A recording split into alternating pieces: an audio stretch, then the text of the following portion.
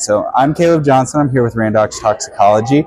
Beside me is Dr. Jim Caruso from Denver. How are you doing today? I'm great, Caleb. How are you? Good. So what do you do, Jim?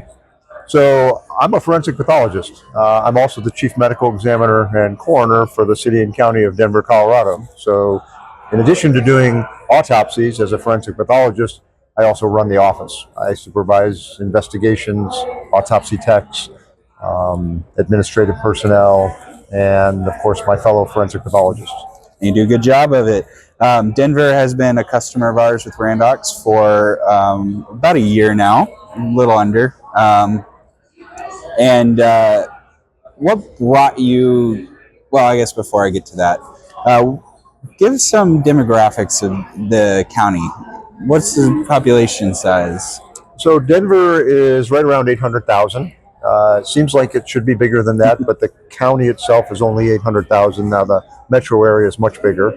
And we're a young city. The population is on the average younger for a city of that size.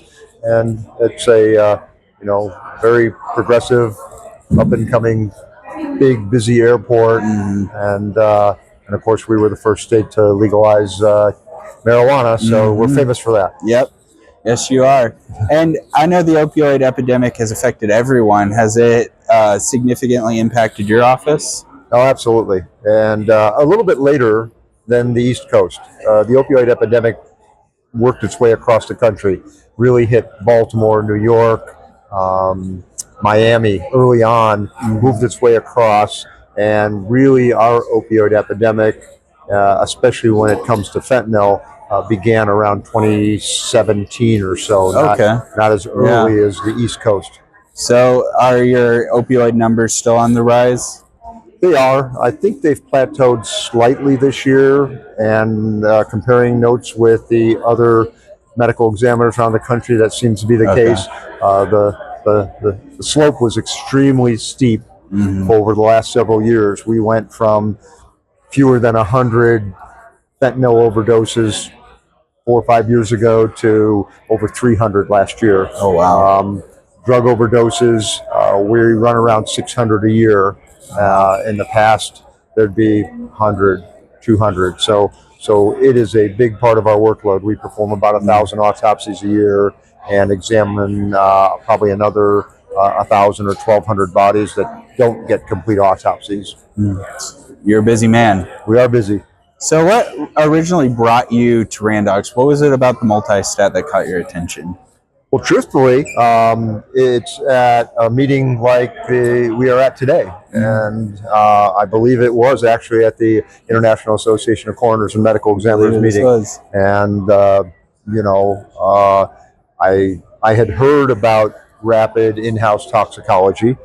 When we built a new office a few years ago, I made the conscious decision not to have in-house toxicology on a large scale. My experience has been at other offices that it's extremely complex, lots of federal oversight. You can't find a PhD toxicologist to run it, and the turnaround time was horrible. So I had mail out toxicology in our office. We've always had it that way, and I stayed with it. But there are some advantages to having answers quicker than you can get with mailing out toxicology. So that was the attraction of having something like Randox. And how's your experience been so far? It's been really good. It's a learning curve. I have my autopsy technicians doing the testing with oversight by forensic pathologists. So we're all boarded in clinical pathology, so we know a little bit about the clinical side as well as the anatomic side. And the techs really enjoy it because it gives them a new challenge. They're the ones that are doing the autopsies with the doctors, but now most of them, all of them, I believe, have undergraduate degrees in the life sciences. And so they feel that being able to run something like the Randox is expanding their scope of practice, and I think they get a lot of satisfaction out of bringing their results to the doctors. It gives them a little bit of a new toy to play with. It is. We added rapid in-house toxicology and rapid DNA in the same year. So you basically have a little lab going now. We do, and the technicians feel much more job satisfaction, I think. Oh, that's good. So how do your forensic pathologists like the multi-stat? Does it contribute significantly to how they decide depth of autopsy or anything like that? Well, I like it. Again, learning curve. We're trying to figure out how to best make use of it. At morning meeting, we sit around and divide up the cases and decide who needs an autopsy, who doesn't, who needs toxicology, who doesn't, what level of toxicology are we going to do.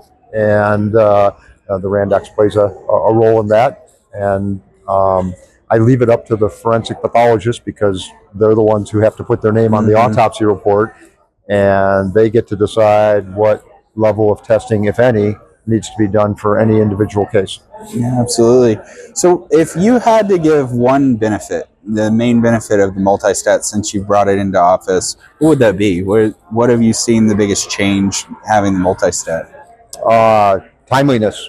Within 2 hours, I have an answer of what I believe to be in the bloodstream of the individual that I just finished the autopsy on. Oh, wow. I'm able to give information to the mayor's office, to the head of public health. I work in the public health department for Denver, and if we have a homeless encampment and I'm doing an autopsy on somebody we pulled out of a tent at a homeless camp. They're kind of impatient downtown. They want to know, was this a fentanyl-related death? Well, I don't know, Mayor. I'll tell you in about 3 weeks. No, I can tell the mayor that afternoon that the decedent tested positive for fentanyl. So the data has been a big deal, it sounds like, to you. Getting that data out to cooperating agencies? Yes. So would you say, is it the Department of Public Health that you think has benefited the most from this data, or law enforcement? Not so much law enforcement. I mean, they don't even have a big interest in our overdose deaths. They're just too busy with homicides. And Public Health Department, by far. In fact, they provided the funding for the Randox. Really? Because we were able to tell them, do you want to know the same day, or do you want to go with the routine where we were waiting several weeks for an idea of what was in the deceased person's blood? And so obviously they want to know yesterday. So we're able to at least give them some real-time information on cases of interest, but probably the most benefit is to the forensic pathologist, because we really have to decide how we're going to work up a case based on toxicology information.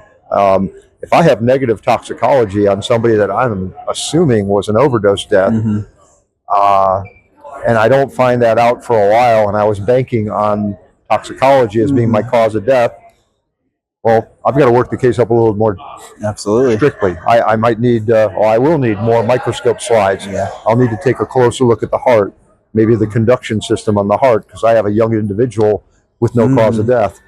It's nice to know that earlier rather than later.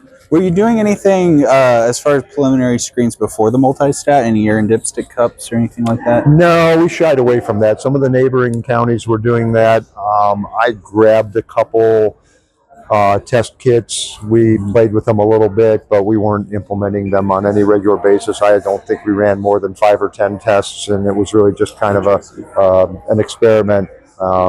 There's a lot of false positive, false negatives, and I wanted something a little bit more definitive. Okay, you wanted something a little bit higher quality, more trustworthy. I exactly, guess. and to some extent quantitative. And quantitative is a big deal because seeing that concentration in a decedent's blood really helps you know that they've overdosed or not. Yeah, correct. There's a lot of drugs where it doesn't matter how much is on board. The stimulant drugs, for instance, cocaine and methamphetamine. But the opiates in particular, I mean, somebody could be on methadone and they're very tolerant to it. So, quantitative results are very important when it comes to opiates. Yeah. And so a couple of different substances on our panel, namely xylazine, are not really commonly tested for up until just recently.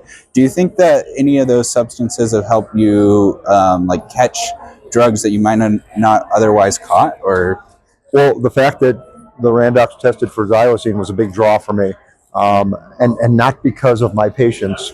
My patients almost never have xylazine on Really? board.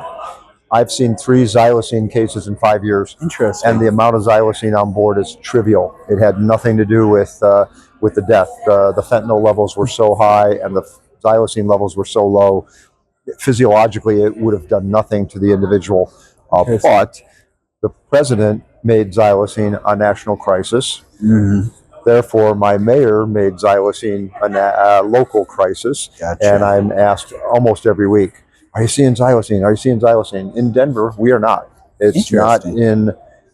in the blue pills that are being distributed, that are made illicitly. It's in the powdered form of fentanyl that's being distributed. That's not what they're using in Denver. Gotcha. But the fact that I'm testing for it, and I can say I'm testing for it, and I can say that it's not present, Yeah. allows me to tell the public health department and the mayor's office with confidence that we're still not seeing xylazine, Yeah. folks. Helped you get the heat off your back. Exactly. Well, I appreciate your time. Are there any final comments that you'd like to make? No, not specifically. Although I do appreciate that we've had some discussions recently about how we can further expand the panel. There are a couple of analytes that I would like to have test results for. There are a couple of analytes that I would like to have specific results for, and I look forward to working with Randox in the future to kind of satisfy those needs. Yeah, well, and as they've mentioned time and time again here at IACMA, toxicology is ever evolving, and we want to be at the forefront of that, and partnerships with sites like yours are how we evolve as a company as well. But thank you so much for your time, Dr. Caruso. It was a pleasure talking with you. Yeah.